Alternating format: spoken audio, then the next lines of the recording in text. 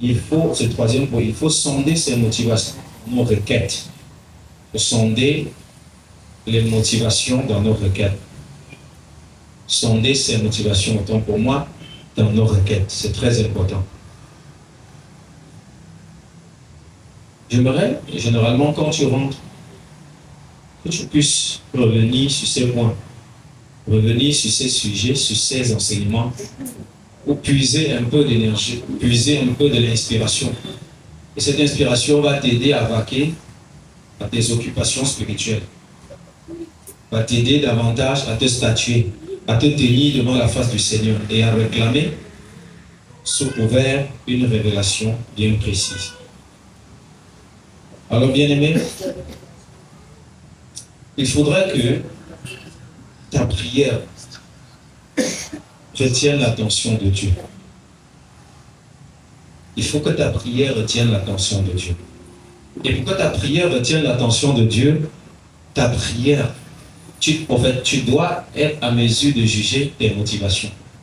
Tu dois être capable de juger tes motivations quand tu pries. Quelles sont tes motivations? Quelle est ta pensée première? Alléluia. Parce que quand tu dis à Dieu, Seigneur, bénis-moi pour que je fasse telle chose, est-ce que dans ton cœur, tu es sincère quand tu demandes à Dieu, bénis-moi pour que je fasse telle ou telle autre chose? Alléluia. J'aimerais dire à quelqu'un que si ta prière n'a pas de bonne motivation, tu seras un peu déçu. Il faut juger tes motivations quand tu pries. Juge tes motivations. Alléluia. Je veux prendre l'exemple des lettres de motivation. Qui a déjà écrit une lettre de motivation? Lève ta main comme ça. En fait, généralement, les lettres de motivation ne traduisent même pas nos pensées. Ça ne traduit pas, en fait, les lettres de motivation ne disent pas toujours la vérité. Quelqu'un me donne un amen. On le sait très bien. Les lettres de motivation ne disent pas la vérité. C'est l'objectif qui compte. Et nos prières, la plupart des temps, ressemblent à des lettres de motivation. On va dire à Dieu tout ce qu'on va faire si à jamais il nous exauce. Mais nos motivations intérieures ne sont pas les mêmes. Nous savons, les lettres de motivation visent à obtenir quoi? De l'emploi. Mais généralement, toi, tu dis dans tes lettres de motivation ce que tu vas apporter à l'entreprise. C'est-à-dire que là, on ne voit même pas ce que tu gagnes dans cette lettre de motivation. Est-ce que quelqu'un me comprend, bien aimé? On ne voit pas ce que toi tu gagnes. En fait, tu vas faire tout pour le sortir, ce que le patron fait comment? Il gagne. C'est ce qui se passe dans nos prières. Nos prières ressemblent à des lettres de motivation où nous démontrons à Jésus tout ce qu'il va gagner. Est-ce que quelqu'un me comprend, bien aimé?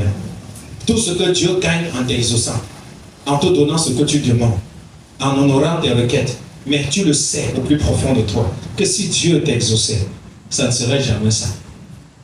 Donc, le temps est venu pour toi et moi de juger nos motivations avant de faire des requêtes. Est-ce que tu as le fardeau de ce que tu demandes à Dieu ou tu pries simplement parce qu'on a lancé le sujet de prière et parce qu'il faut prier? Il y en a qui prient pour le Cameroun sans avoir le fardeau derrière, sans même peser ce qui se passe. En fait, ta prière, même si Dieu exauce, tu ne sauras même pas qui t'a exaucé parce qu'en fait, tu l'as balancé juste comme ça. Alors, si ce que tu demandes n'est pas en accord avec ce que ton cœur éprouve comme sentiment, ce sera une prière hypocrite, ce sera une gymnastique verbale, ce sera une lettre de motivation. Alléluia. Dans la mesure où ma demande retient votre attention, veuillez, monsieur, dire, il n'a même pas besoin de tes salutations. En fait, c'est que toi, tu as besoin qu'il puisse te donner de l'emploi. Or, notre Dieu, il aime la vérité. Il aime quand tu exprimes tes émotions en vrai, que tu lui dises, papa, je ne suis pas content pour telle chose, je ne suis pas content. Que ça vienne du plus profond de ton cœur. Ce sont de telles prières qui produisent de quoi? De l'impact. Voilà pourquoi tu peux faire une prière, ça te fait mal, et la même nuit même, le Seigneur vient te répondre. Ou dans les minutes qui suivent, le Seigneur utilise une situation, une circonstance pour donner une solution, pour te donner une réponse. Je vais vous raconter une expérience que j'ai vécue. J'étais en train de prier pour une bien-aimée. Et j'avais fini de méditer ma Bible et le fardeau était monté dans mon cœur et j'ai commencé à demander à Dieu d'intervenir dans la vie de la bien-aimée. Ça me faisait vraiment mal de voir la bien-aimée dans cette situation. Et je n'étais pas en train de dormir. Alléluia. Quand je prie et je finis de prier, je suis en train de feuilleter ma Bible, je feuillette. Quand je balance une deuxième page et puis mon attention se retient, ça dit, le Saint-Esprit m'arrête sur un verset biblique et mon attention va être fixée sur un verset. Et c'était Ecclésiaste chapitre 3. Vous savez, la Bible, il y a des livres qui sont assez volumineux. Amen. Hein? Il y a des livres de 44 pages, de 50 pages, mais des livres de 3 pages là, 4, 5 pages là, c'est pas difficile de les localiser. Vous voyez un peu. Donc le livre d'Ecclésiaste, c'est quelques chapitres. C'est-à-dire, quand tu tombes là, tu comprends, non, ça c'est pas au hasard, ça c'est l'Esprit de Dieu. Et quand je tombe sur Ecclésiaste chapitre 3, verset 1. Et Ecclésiaste chapitre 3, verset 1 me dit carrément, il y a un temps pour toutes choses. Bon. Quand je lis ça, je n'ai même plus envie d'avancer. Et j'ai compris que le Saint-Esprit venait de me répondre par rapport à la prière que j'ai adressée. Quelqu'un me donne un amen. Acclame le roi des rois. Ça paraît paradoxal, mais je vous dis, c'est la réalité. Le Saint-Esprit m'a parlé. Il m'a dit, il y a un temps pour toutes choses. Je vais vous rappeler que j'avais déjà beaucoup prié pour la bien-aimée. Beaucoup, énormément prié pour la bien-aimée. Alors ce jour, c'était une prière de plus. C'était un fardeau qui me venait dans le cœur. En fait, vous devez savoir que le Saint-Esprit suscite le fardeau dans votre cœur parfois parce qu'il y a une réponse qui arrive. Il y a une réponse qui est arrivée. Quelqu'un me donne un amen. Hein? Il y a une grâce qui vient de quitter. Il y a une réponse qui vient de quitter le trône à l'instant. Le Saint-Esprit vous met le fardeau. Pourquoi? Parce que vous devez parler pour que le ciel fasse comment? S'ouvre. Donc voilà pourquoi la prière des saints doit être inspirée par le Saint-Esprit. Tu ne vas pas seulement prier parce qu'il faut prier, non. Il faut prier parfois, tu sens le fardeau. D'accord? Tu sens quoi? Le fardeau. Ça ne signifie pas que parfois tu n'as pas envie de prier, toi où tu sens dans ton cœur que cette envie-là ne vient pas du Saint-Esprit. Ça vient de la chair. Parfois le Saint-Esprit vous fait ressentir cela. Vous n'avez pas envie de prier, mais le Saint-Esprit veut que vous fassiez comment? Que vous priez. Donc il faut vraiment faire la différence. Ça, c'est un garde-fou. Et quand ce texte m'a été donné, j'ai partagé avec ma chérie. Je lui ai dit, chérie, je suis en train de prier pour tel sujet et le Saint-Esprit m'a dit, il y a un temps pour toutes choses. Et le fardeau m'a été enlevé. Et quand j'ai voulu encore prier, j'étais en train de dire, merci Seigneur Jésus, parce que tu nous as exaucés. Merci Seigneur Jésus, parce que tu nous as exaucés. Mais je vous le dis aujourd'hui, j'ai eu le témoignage et le Seigneur nous a exaucés.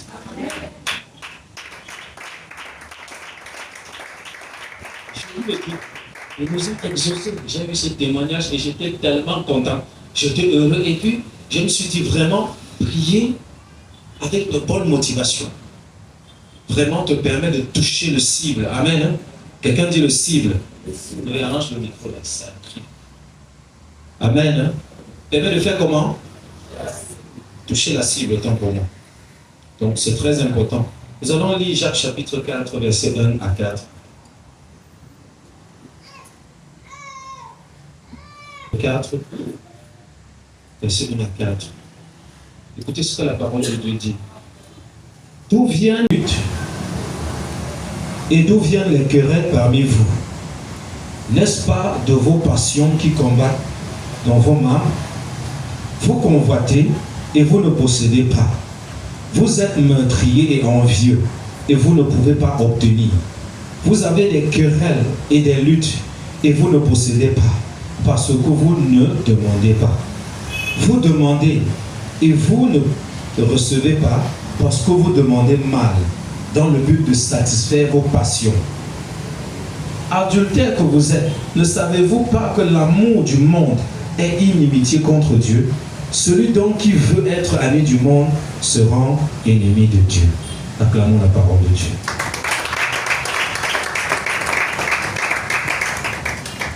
Amen. La plupart de nos demandes visent à satisfaire nos passions. Nos passions. En fait, nous ne demandons pas des choses qui nous profitent, des choses qui répondent aux réels besoins que nous avons. Notre demande est inspirée par la chair, Quelqu'un me donne un amen. En fait, tu demandes pour t'accommoder à la réalité du monde. Or, nous sommes supposés vivre la gloire de la deuxième maison. Alors, quand dans la deuxième maison, tu demandes les choses pour satisfaire les passions qui viennent de la première maison, en tant qu'un père, est-ce que Dieu peut nous exaucer? Quelqu'un me donne un amen. Ce sera une manière de demander à Dieu l'argent du transport pour aller voler. Nos prières ressemblent à des choses comme ça. Tu demandes à Dieu l'argent du transport pour aller faire comment? Pour aller voler. C'est comme si tu demandais à Dieu l'argent pour aller louer une chambre d'hôtel pour la débauche. En fait, c'est un peu ça, nos demandes, la plupart du temps. Quand tu ne parviens pas à juger tes motivations, à juger ce qui te pousse à faire cette demande. Parfois, quelqu'un t'a énervé pour prouver que toi aussi tu peux. Tu commences à faire des demandes à qui? À Dieu. Et ces demandes sont vides, c'est-à-dire sont motivées par la vengeance. Quelqu'un dit la vengeance. Il faut que tu fasses dans ma vie pour que Dieu voie aussi que moi aussi je peux. Non, de telles demandes ne glorifient pas le nom du Seigneur. Auparavant, on a cru le faire pensant que Dieu trouvait la gloire dedans. En principe, ce n'est que Dieu qui peut t'utiliser pour se glorifier. Tu ne peux pas glorifier Dieu de par tes propres intentions et par tes passions propres. Quelqu'un me donne un amen. C'est Dieu qui peut se servir de toi. Et pour qu'il se serve de toi, il faut que tu sois comme une pâte à modeler entre ses mains. Alléluia. Voilà à quoi ressemble la plupart des temps nos demandes. On a des motivations impures, des motivations injustes. Et quand tu as de telles motivations, tu te tiens devant la face de Dieu, tu dis Seigneur, je t'ai demandé de... Regarde, finalement, c'est l'ennemi qui viendra te faire des promesses. Et c'est comme ça qu'il nous torture dans des songes, dans des rêves, dans des visions. Pourquoi? Parce que les visions viennent pour accomplir des motivations que tu as dans ton cœur. Et parfois des motivations injustes. Et là, tu vas dire que Dieu m'a promis, alors que Dieu ne t'a absolument rien promis. La Bible dit la convoitise enfante quoi? Le péché. La Bible dit que vous êtes envieux et vous ne possédez pas. Vous êtes comment? En fait, ta demande ou ta requête peut être motivée par l'envie. Tu as vu quelqu'un avec un beau véhicule, avec une belle veste, avec une belle paire de chaussures, et voilà, tu as commencé à être froissé au plus profond de toi, et puis tu pars devant la face de Dieu, tu dis Seigneur, donne-moi l'argent. Si tu me donnes l'argent, je vais visiter les orphelins. Si tu me donnes l'argent, alors que si tu demandes l'argent pour les chaussures, tu demandes l'argent pour la voiture là que tu as vue, quelqu'un me donne un amen. Hein? Et Dieu le sait, nous n'avons pas à fabriquer des choses devant celui qui nous a modélés. En principe, quand tu te tiens devant Dieu, laisse ton intelligence, laisse tes calculs humains, tes calculs charnels. Ne t'accommode pas à la mondanité. Ce texte nous dit que celui qui se fait ami du monde se fait ennemi de qui? De Dieu. Je veux encore ajouter une chose. Vous savez, aujourd'hui, les enfants de Dieu ont perdu de vue la réalité de la deuxième maison, c'est-à-dire la réalité du royaume dans lequel nous nous trouvons. Et je vous dis, ce sont ces réalités, quand vous les appréhendez, qui produisent quoi? Le surnaturel, qui produit la transformation, qui fait en sorte que le Seigneur se manifeste au-delà de ce que... Vous devez savoir que Dieu a des richesses illimitées. Nous prions Dieu qui possède des richesses comment? Illimitées. Donc il est capable de satisfaire tes besoins largement au-delà de ce que tu lui demandes. Largement au-delà de ce que toi tu escomptes. Donc quand tu t'approches de Dieu, il faut savoir qu'il possède des richesses illimitées. Amen. Il possède des richesses illimitées. Donc ce que je voulais dire c'est quoi? Parfois, tu t'approches du Seigneur et puis tu te mets à dire Seigneur, comme tu vois mon voisin là, il a possédé telle chose. Regarde, il s'est marié. Regarde, il a des beaux enfants. Regarde comment il a une belle maison. Regarde. En fait, tu adresses ta demande à Dieu par rapport à la maison du voisin. Par rapport au fait que le voisin se marie. Oui, les païens se marient. Les inconvertis font de grands mariages avec de grosses limousines. Les inconvertis louent de grands hôtels d'1,500,000 par nuit. Quelqu'un me donne un amen. Hein? Mais là où tu es, tu n'arrives pas à manger pendant que quelqu'un loue un hôtel de combien? 1,500,000. par nuit. Et là, tu es challengé, là, tu es dépassé, là, la chair commence à se manifester. Attends, pose-toi la question, est-ce que toi, tu es venu au monde pour vivre sa vie? Parce qu'en fait, c'est la finalité qui compte. Si tu te rends compte que toi, tu es un instrument envoyé par Dieu dans ce monde pour accomplir une destinée bien précise, tu n'auras pas à envier et tu n'auras pas à convoiter. Quelqu'un me donne un amen. Et tu pourras être très heureux avec ce que Dieu te donne. Oh Seigneur, depuis que j'ai donné ma vie à Jésus, regarde, telle personne évolue dans sa vie de débauche. Il prospère même, il construit, il ouvre les entreprises partout. Le voilà aujourd'hui en train de voyager entre deux avions. Père, Seigneur, mais moi je ne suis jamais quitté la ville de Douala.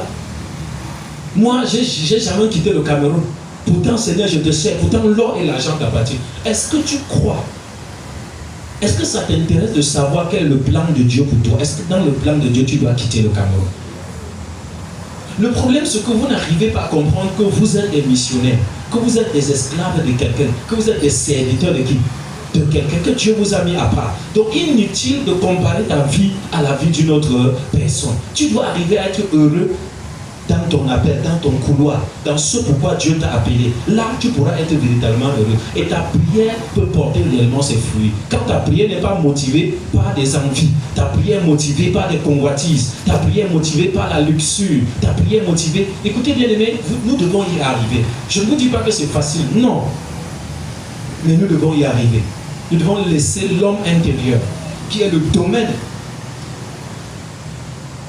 notre véritable domaine, autant pour moi, de prendre le dessus et de pouvoir diriger la maison de Dieu. Et c'est ça qui fait en sorte que tu es triste. Ça qui fait en sorte que tu n'arrives pas à t'épanouir dans le Seigneur. Ça qui fait en sorte que même venir dans la maison de Dieu, ça devient difficile. Je vais aller aujourd'hui, puis on va me donner quoi de différent. Moi, j'étais là dimanche. Et tout ça, et tout ça. Mais le problème, c'est que tu as perdu de vue ton appel. Tu as perdu de vue la communion que le Seigneur veut avoir avec toi. Tu as perdu de vue la nourriture spirituelle qui est censée t'alimenter et te faire grandir spirituellement. Tu as perdu de vue tous ces éléments et tu as commencé à surfer dans la chair. La Bible dit, celui qui se fait ami du monde se fait ennemi de Dieu. Et quand tu es sur ce support-là, la prière n'est plus une prière qui plaît à Dieu. La prière n'est pas une prière motivée par les intentions du Saint-Esprit. Cette prière est charnelle. Cette prière est même diabolique. Est-ce qu'on est ensemble, bien aimés? Aujourd'hui, les enfants de Dieu n'arrivent plus à être heureux d'être fils ou fille du royaume. Tu n'arrives plus à être heureux. Tu n'arrives plus à être heureuse. Oui, parfois tu souffres d'une certaine maladie. Ça te presse dans ta chair. Mais écoutez, dans la maladie, là, Dieu a une volonté. Dans la maladie, là, Dieu a une volonté. Et puis tu te demandes pourquoi tu ne me guéris pas. Pourquoi tu ne me guéris pas? Peut-être Dieu n'a pas prévu de guérir aujourd'hui.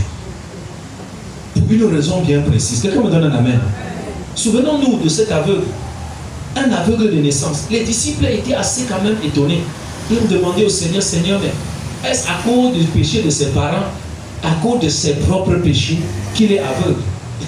Le Seigneur dit loin de là. Mais c'est afin que la gloire de Dieu se manifeste en lui. Est-ce que tu sais que tu souffres pour que Dieu éclate sa gloire dans ta souffrance? Oui, parfois tu peines.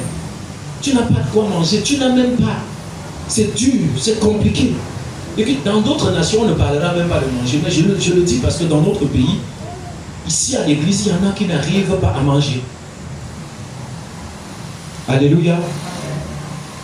Et c'est un problème. Mais Dieu voit. Et il possède des richesses illimitées. Il peut te bénir, même en haut, il peut te faire ramasser. Je vous ai donné le témoignage où pendant 2 mois, j'ai ramassé l'argent presque chaque semaine. Pour ne pas dire chaque jour. Mais je ne sais pas qui déposait cet argent. Le jour où la manne est passée, moi, même pour ramasser, je n'arrive plus. Je ne vois plus. Amen. Il y a un de mes frères qui me touchait souvent. Pendant qu'on passait ces périodes difficiles, parce que moi je marchais avec la tête inclinée, parce que tellement j'étais habitué à ramasser. Alléluia. Mais Dieu a su relever ma tête. Dieu va aussi te relever. Dieu va aussi relever ta tête, bien aimé. Amen.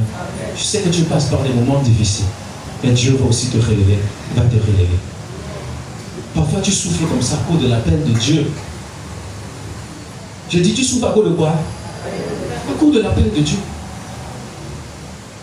Inutile de dire que non, depuis que tel se marié, il a déjà tel nombre de choses. Moi, depuis que je me suis marié, ou peut-être je cherche le mariage, je ne le vois pas. Pourtant, j'essaie de marcher. Qui t'a dit que c'est le marché là qui va te donner le mariage? Quelqu'un te donne un amen. Hein? Écoute-moi, même si tu commences à t'accommoder, à marcher comme la personne marche, tu risqueras d'être déçu. Parce que la personne n'est pas toi. Quelqu'un me donne un amen. La personne n'est pas toi. Et vous devez savoir que chacun a son temps. Chacun a son temps. Voilà pourquoi nos prières, nous n'arrivons pas à demander à Dieu ce qu'il faut. Parce que nos cœurs sont remplis de beaucoup de choses. Dis la motivation. Amen. Hein? Je vais prendre un deuxième exemple. Si dans une assemblée, on te donne un poste de responsabilité, tu es tellement content dans ce poste qu'on t'a donné, dans cette responsabilité qu'on t'a donnée. Maintenant, le temps arrive où Dieu veut te placer dans ton véritable couloir pour accomplir les choses que tu as passé le temps à voir en vision, à voir en songe. Mais comme tu étais habitué dans cette responsabilité, tu étais déjà habitué. Dès qu'on te demande un nom aujourd'hui, on te dévie, tu t'assois un peu. Tu ne comprends pas que tu es en train de passer une transition pour entrer dans ton domaine. Tu vas commencer à résister. Prier pour envoyer le feu pour que les esprits familiers ne te délogent pas de ce poste d'élévation. Quelqu'un me comprend, bien aimé? Alléluia. Et surtout que la nuit, tu vas voir les rêves, comment on est en train de te chasser. Ouais, écoute, le diable nous dérange beaucoup. Même avec les rêves, là, il nous dérange. Regarde, tes motivations vont conditionner tes visions et tes songes. Quand tu mets la parole de Dieu en pratique, regarde, tu vas facilement recevoir du Saint-Esprit. Mais quand dans ton cœur, tu as des passions comme ça, l'ennemi va surfer dessus pour t'écarter, pour te donner des choses qui te torturent, dont tu passes le temps à prier même pour chercher le discernement. Alors que ces choses, il ne faut même pas prier pour chercher le discernement parce que ça ne vient pas de Dieu. Il y en a qui vivent comme si Dieu fait exprès de les torturer avec les rêves. Je sais de quoi je parle. Amen. Comme si Dieu fait exprès de te torturer. Vous savez, quand je faisais le BTS, le Seigneur m'avait demandé de ne pas manger dans l'environnement là où je fréquentais. De ne rien manger là-bas. Alors un jour j'ai oublié, je me suis retrouvé en train de charger un peu avec la viande. Et puis j'ai mangé. Quand je rentre la nuit, le Seigneur me montre comment j'ai échoué. Et j'ai été envoûté. Et il m'a montré comment, là où j'étais, mes ennemis m'avaient englouti. Et j'ai commencé à dire, Seigneur, je mange dans la sanctification, je jeûne, je prie. Seigneur, mais pourquoi? Pourquoi? Seigneur, je te demande pardon. C'est là où le Seigneur me montre la viande et le pain que j'ai chargé manger. Et vous savez, Dieu m'a exaucé. Mais ce n'était pas sans conséquence. Dieu m'a exaucé, il a pardonné, il m'a purifié, son sang m'a lavé, l'envoûtement a été brisé. Mais quelque chose se passait. Quelqu'un dit quelque chose se passait. Ce qui se passait, c'est que l'année là, je veux voir un songe comment j'ai réussi. Et j'ai vu le visage de certaines personnes qui n'ont pas réussi. Et je suis allé demander à Dieu, Seigneur Jésus, est-ce que c'est vrai? Est-ce que c'est vrai? Est-ce que c'est vrai? Dieu me dit, mais attends le jour de l'examen. Sur un lit, et puis ton nom sort, c'est que tu as réussi. Je vous dis, Dieu me parle comme ça. Et le jour-là, je me rends compte que les personnes que j'ai vues en rêve qu'ils avaient échoué, tous ont réussi. Et moi, j'ai échoué.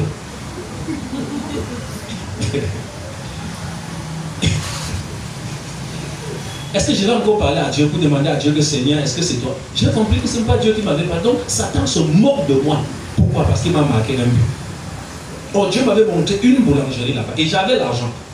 Ça veut dire que si je mangeais un plat de 1000 francs, 1500, ça n'allait pas me déranger. C'est ce que Dieu me donnait à ce moment-là.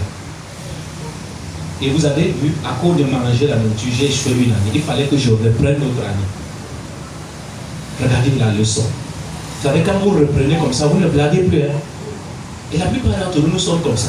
C'est qu'on aime affronter dans la pratique avant de prendre conscience. Mais pourtant, on peut te donner des conseils, tu mets ces conseils en pratique dans l'obéissance et tu esquives beaucoup de pièges. Et c'est ainsi que tu réussis. Alléluia. Nos prières doivent être motivées par de bonnes intentions. Vous demandez, vous ne recevez pas parce que vous demandez mal. Vous demandez pour satisfaire vos passions. Vos passions. comme je le disais, comme les gens s'habillent bien et que tu vois qu'à l'église, les gens changent les habits chaque jour. Toi, tu n'as que 3 habits. Maintenant, tu commences à dire, Dieu, j'ai tué qui? Seigneur, j'ai tué qui? Est-ce que je suis le plus grand pécheur? Tu n'as pas écouté le témoignage de telle personne. Telle personne qui a fait comme ça, comme ça, comme ça. Moi, j'ai fait seulement 1, j'ai fait seulement 2. Regarde, tu commences à juger l'intensité de ton péché devant la face du Seigneur. Pourquoi? Parce que tu as vu quelque chose qui te plaît, il te faut automatiquement la voir. Parmi nous, il y a des gens qui ont construit, qui vivent chez eux. Parmi nous, il y en a qui vivent en location. Parmi nous, il y en a qu'on héberge. Mais tu dois savoir pourquoi Dieu veut que tu sois à cet endroit-là, à ce moment-là. Si tu comprends ça, tu vas avoir la paix. Tu vas savoir qu'il y a un temps pour chaque chose sous le soleil. Et ta demande ne doit pas dire, Seigneur, sors-moi d'ici, donne-moi un travail. Seigneur, je veux travailler pour prendre aussi ma maison. Oh, Dieu, dans cette maison-là, ce qu'il veut, c'est briser ton caractère par rapport à la mission à laquelle il t'a appelé. Mais toi, tu veux quitter de là. Si tu quittes de là, tu ne peux pas servir Dieu.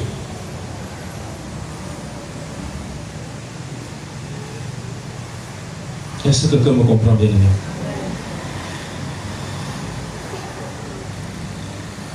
Nous allons voir un 4e point.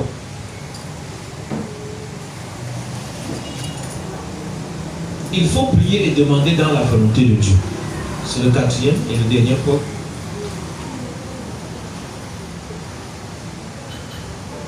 Prier ou demander dans la volonté de Dieu.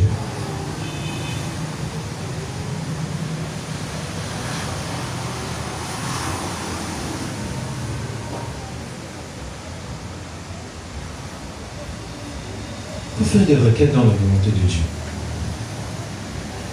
Écoutez, bien-aimés, plusieurs dans leur prière demandent à Dieu ce qu'il ne les a pas promis. C'est dommage. Quelqu'un me donne un amen. Hein? J'ai dit, on fait comment? Tu demandes ce que Dieu ne t'a pas promis. C'est un contraste. Tu demandes ce que Dieu ne t'a pas promis. Tu peux prendre un verset biblique et tu commences à réciter le verset biblique devant Dieu. Est-ce que le Saint-Esprit t'a donné la révélation de ce verset comme étant pour toi? Est-ce que le Saint-Esprit a actualisé ce verset, ce texte que tu es en train de lire? C'est pas parce qu'une autre personne a récité ce texte devant le Seigneur que toi aussi tu vas venir prendre ce texte et tu te mets à réciter sans que le Saint-Esprit ne t'ait donné. Quelqu'un me donne un amen? Voilà, il est important que toi tu médites la Bible. Il est important que tu médites la Bible. Écoute, la volonté de Dieu aussi dans sa parole. Si tu ne connais pas la parole de Dieu, comment est-ce que tu vas adresser une demande à Dieu? Voilà pourquoi une personne qui médite beaucoup prie aussi bien. Pourquoi? Parce que pendant que tu te mets à prier, le Saint-Esprit prend les choses que tu as méditées là et qui te reviennent. Il te met ça dans la bouche, il te met ça dans le cœur, ce que vous ne connaissez pas. Et là, que vous priez en français, que vous priez en langue, vous êtes en train de prier dans la pensée de Dieu, dans la volonté de Dieu. Et voilà pourquoi vous allez obtenir de l'exaucement. Vous allez voir comment le diable fait tout pour que les enfants de Dieu ne lisent pas la Bible.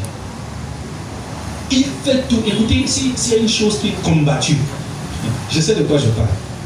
Quand tu prends la Bible, c'est le piment qu'on va envoyer dans tes yeux. Quand tu prends la Bible, c'est le sommet. Tu prends la Bible, tes pieds vont commencer à démanger. Tu prends la Bible, la tête va commencer à démanger. Je vous le dis en vérité, je suis pas en train de plaisanter. Ça veut dire que tu prends la Bible, tu es en train de lire et puis les démangeaisons commencent. Il y en a qui mangent tous les ongles. C'est-à-dire, tu es là.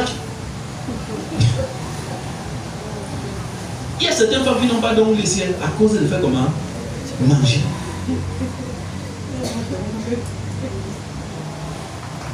Alléluia. Moi, je mange beaucoup mes ongles dans le Seigneur. Croquer tellement. Je mangeais un jour, le Seigneur me dit, c'est pas normal. Il me révèle, il me montre les rongeurs. Il me dit que c'est l'esprit des rongeurs qui est en toi qui fait ça. Il faut la délivrance.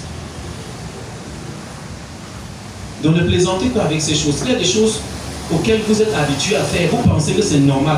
Or, ces choses sont motivées par l'identité spirituelle que vous transportez. Et si vous ne prenez pas conscience, vous ne serez jamais débarrassé de ça. Donc quand vous vous mettez à lire la Bible, c'est le téléphone va sonner. Même la personne qui nous appelait par l'heure là va vous appeler. Écoutez, il y en a ici qui, pour dormir, sont obligés de lire la Bible. Parce que si la personne reste comme ça, la personne sera éveillée, elle ne va pas pouvoir faire comment dormir. Mais là, Quand tu veux que le sommeil vienne, prends quoi? Le sommeil va venir. Je vous donne un secret aujourd'hui, vous dormez. Acclamons le roi des rois. Toi qui n'as pas sommeil, je te donne le secret ce soir. Prends ta Bible. Comment ça fait comment? Tu ne vas même pas savoir quand tu es parti. Tu vas seulement constater que tu es en train de voler quelque part. Amen. Qui a déjà répété ça? Lève ta main, ne dis pas que tu dors. Lève ta main, que Dieu te sauve. Amen. C'est la réalité. Oh, j'ai l'insomnie. Je te donne le secret de l'insomnie ce soir. Si tu lis vraiment 1 heure, 2 heures, c'est que tu es loin.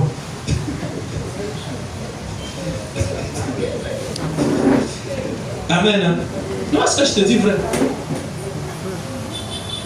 Vous voyez, de la façon que vous priez, vous adressez les démons. Si vous n'adressez pas votre pensée là, vous n'allez pas lire la Bible. Si vous pensez que vous allez prendre le livre et lire ça facilement, il faut bagarrer jusqu'à ce que le diable te laisse. La Bible déclare résister avec une foi comment? Et il fera comment?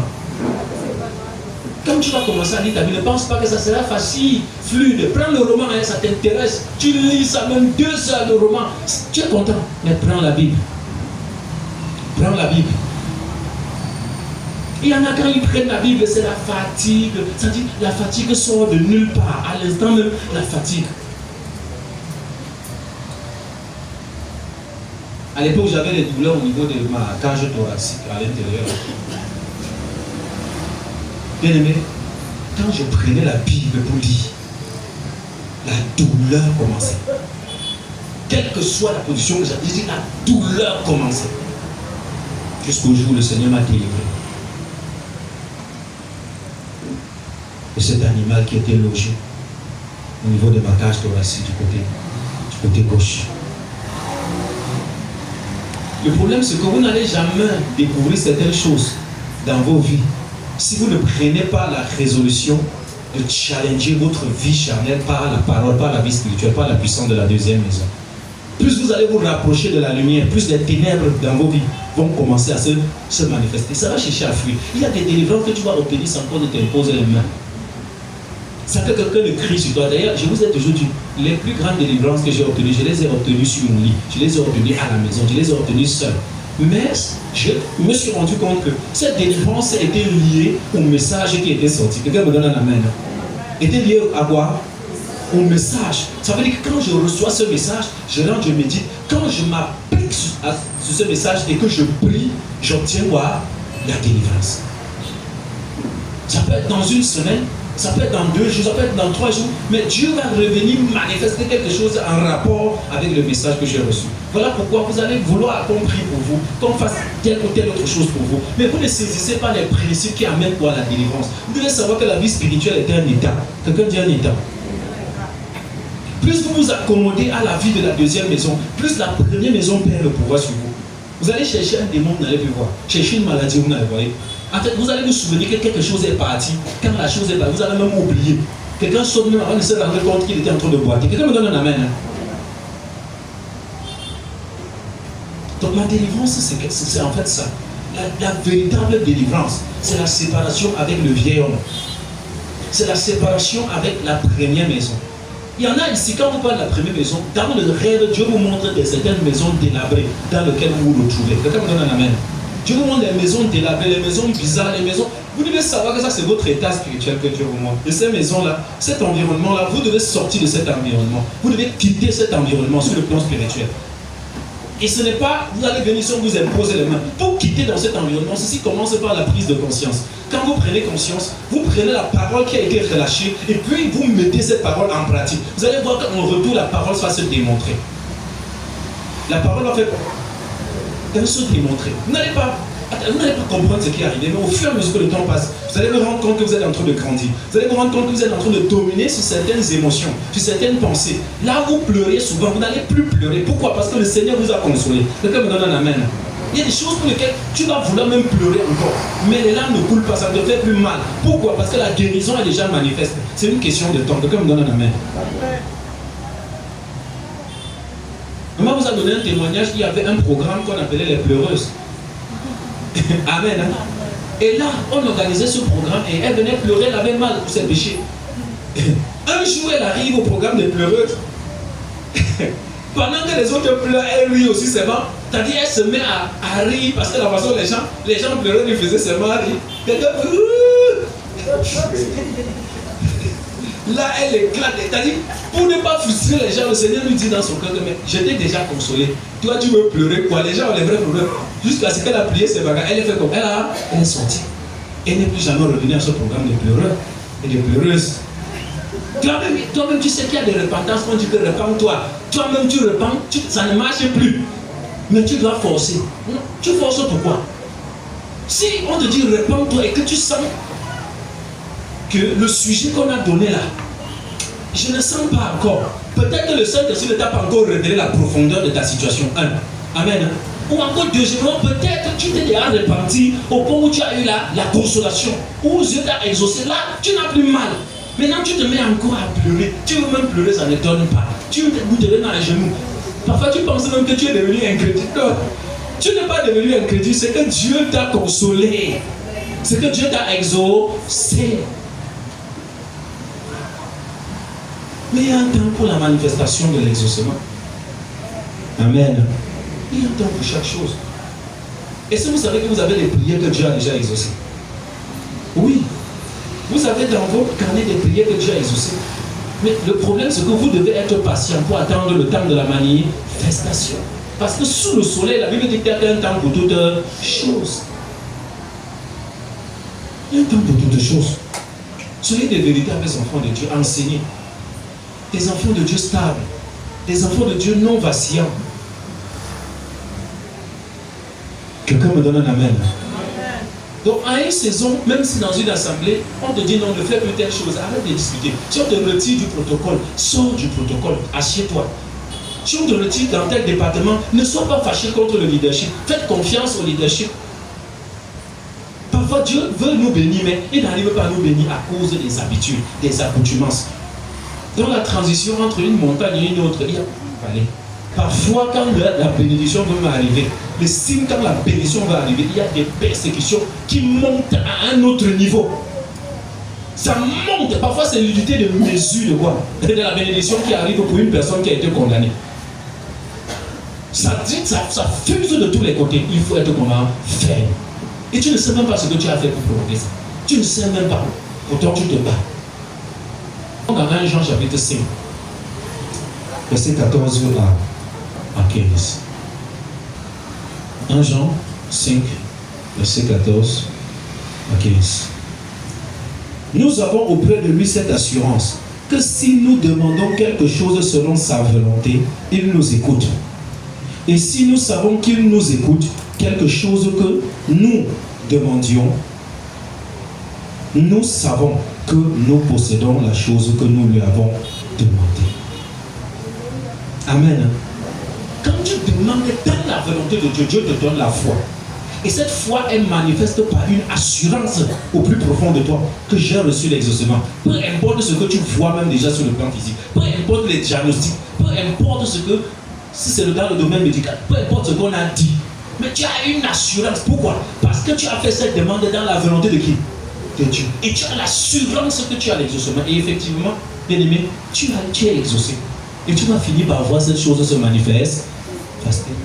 Je parle aux personnes à qui Dieu a fait une promesse.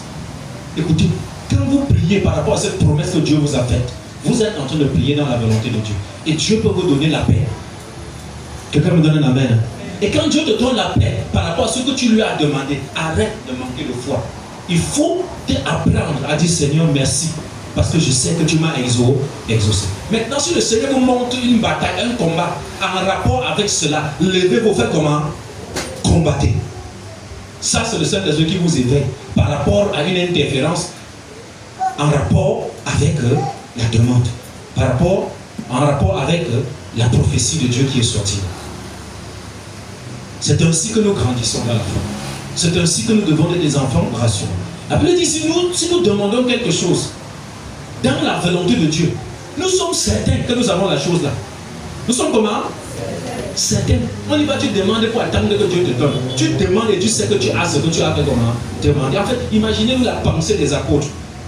Quand Jean écrit ça, Jean n'a pas besoin de se lever et dire à Dieu, douter de quelque chose qu'il a demandé à Dieu. Jean connaît la pensée de Dieu. Jean connaît la volonté de Dieu. Alors il adresse une demande quand le besoin se fait pressant, à un temps bien précis, par rapport à la pensée de Dieu. Alors qu'est-ce que Dieu fait? Il sait que Dieu l'a exaucé et il va voir cette chose se faire comment? Se manifester de façon tangible. Alléluia. Tu te lèves, tu demandes le réveil au Cameroun, tu ne crois même pas. Tu demandes aussi comme les autres demandent. Qu'est-ce que Dieu t'a dit par rapport au réveil au Cameroun? Qu'est-ce que tu sais par rapport au réveil au Cameroun? Qu'est-ce que Dieu t'a révélé par rapport à l'Église? Qu'est-ce qu'il t'a révélé par rapport à cette église, par rapport à la personne pour qui tu pries? La révélation n'est pas que tu donnes de par la rêve. Les enfants de Dieu sont cloîtrés dans les rêves. Vous devez savoir que ceux qui sont nés de nouveau, votre esprit et l'esprit de Dieu forment comme ça. Un seul. Parfois vous priez, vous ne sentez pas le fardeau. Si vous ne sentez pas le fardeau, ça ne sert à rien. Quelqu'un me donne un amen. Mais dans la prière communautaire, nous prions ensemble. Pourquoi? Parce que nous avons une foi unique. Dans l'unité de l'esprit, nous portons dans les sujets ensemble. Quelqu'un me donne un amen. Alors quand tu pries avec nous, tu t'associes à la foi unique que nous avons et nous adressons une prière à qui? À l'Éternel. Et Dieu nous exauce en tant qu'assemblée. Quelqu'un me donne un amen. Voilà pourquoi si tu te trouves dans une assemblée et qu'on a élevé la prière pour demander l'intervention de Dieu, quand la main de Dieu descend, toi aussi tu profites. Ça ne veut pas dire que tu as tellement trop prié. Non, c'est que tu te retrouves au bon moment, au bon endroit et au bon moment. Tu profites de la grâce. Si tu connais la volonté de Dieu, ta demande, c'est un acquis.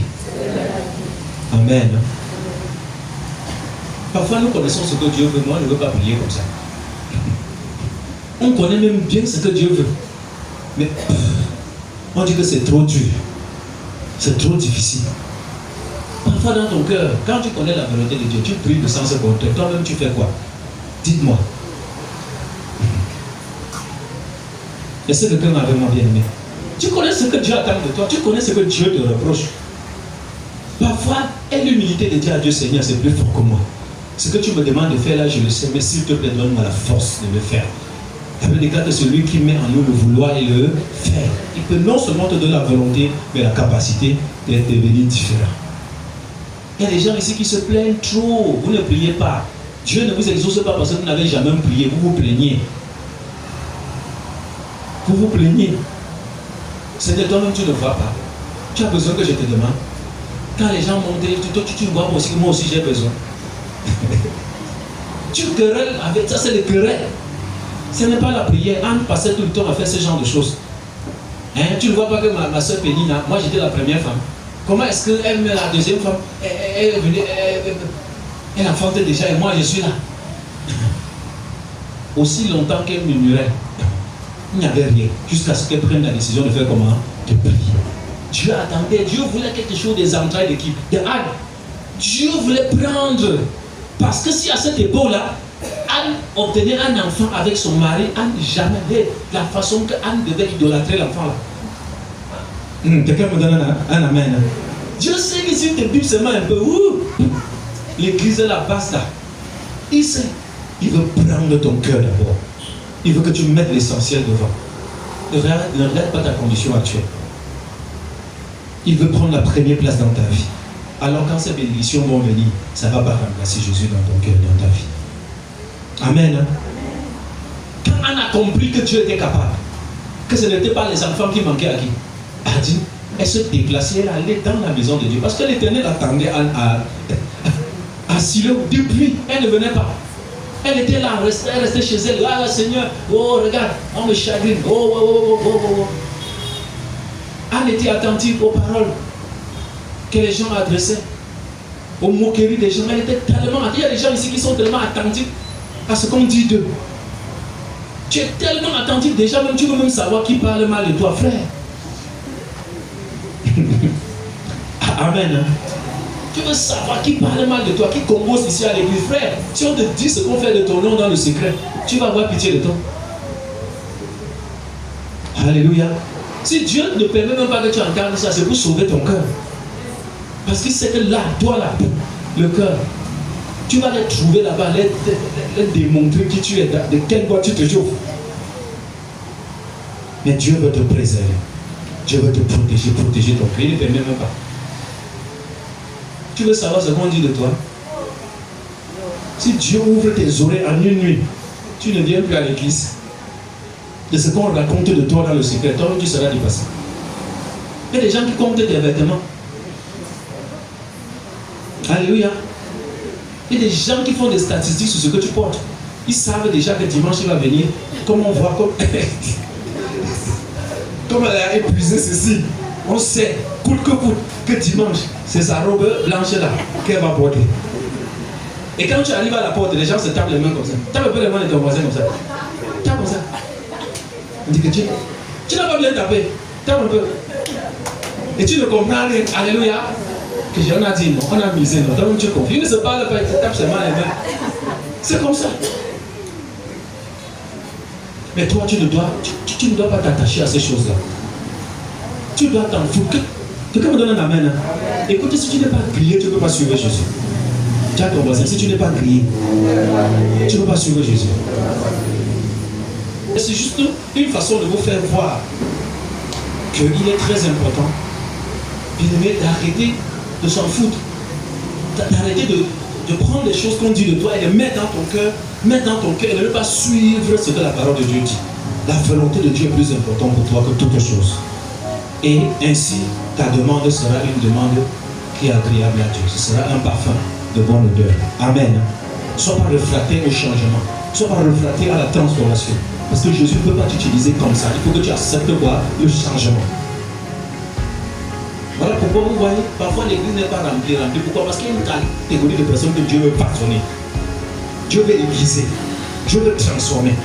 Parce qu'il veut t'utiliser aussi pour faire comment? Pour transformer, pour aiguiser. Si tu ne l'aides pas, comment est-ce que Dieu va avancer avec toi? Il y en a ici plein, remplis d'orgueil. Remplis d'orgueil, plein d'orgueil. Et Dieu veut que ça te quitte. Dieu veut que tu regardes les autres comme élevés. Que tu regardes les autres comme au-dessus de toi. Il y en a ici qui ne pensent même pas qu'il est au-dessus de lui. Je veux le dire en vrai. Il y a des gens ici qui ne pensent pas qu'il y a des gens au-dessus de lui. Il faut que Dieu te finisse avec les épreuves pour que tu comprennes. Non.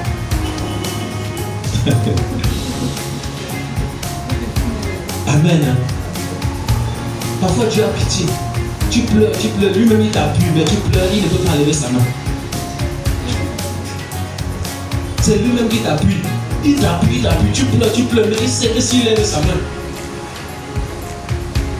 ça sera difficile. Alléluia. Là, ton cahier, nous allons prier.